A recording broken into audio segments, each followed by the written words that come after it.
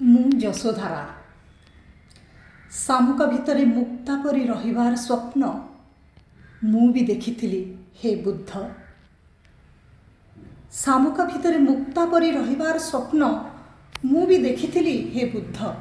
କିନ୍ତୁ ମୁଁ ପରା ଯଶୋଧାରା। ନା ମଧ୍ୟରାତ୍ରିରେ ମୁଁ ଗୃହତ୍ୟାଗ କରିପାରେ, ନା ପୁତ୍ରର ଦାୟିତ୍ୱକୁ ହାତରୁ ଛାଡ଼ି ଦେଇପାରେ।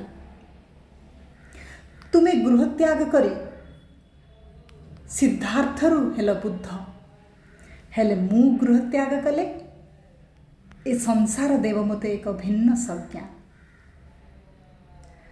ତୁମେ ସନ୍ନ୍ୟାସୀ ସାଜି ପିତୃଦାୟିତ୍ୱରୁ ହେଲ ମୁକ୍ତ, ହେଲେ ମୁଁ ସନ୍ନ୍ୟାସୀ ସାଜିଲେ ଏ ସଂସାର ମାତୃତ୍ୱକୁ ଦେବ ଏକ ଭିନ୍ନ ସଂଜ୍ଞା।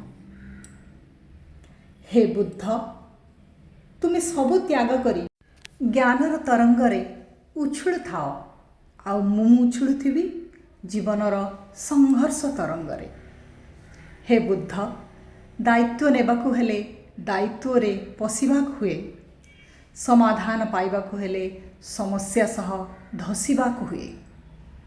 ଶାମୁକାର ଆବରଣ ବାହାରିଗଲା ପରେ ମୁକ୍ତା ପାଇଛି ଶିକ୍ଷା। ହେ ବୁଦ୍ଧ, ଆହୁରି କି ଲୋଡ଼ା ଅଛି ନେବା ପାଇଁ ତୁମଠାରୁ ଜୀବନର ଦୀକ୍ଷା? ନା ଅଛି ଆଜି ଶାମୁକା ଭିତରେ ମୁକ୍ତା ହୋଇ ରହିବାର ସ୍ୱପ୍ନ? ନା ଅଛି ସମୁଦ୍ରର ତରଙ୍ଗ ସହ ସଂଘର୍ଷର ଭୟ? ଆଜି ଅଦ୍ଭୁତ ଭାବରେ ମୁଁ ହେଲି ମୁକ୍ତ, ଆଉ ମୁକ୍ତ ମୋର ଜୀବନର ଧାରା। କାରଣ ହେ ବୁଦ୍ଧ, ମୁଁ ହେଲି ଯଶୋଧାରା।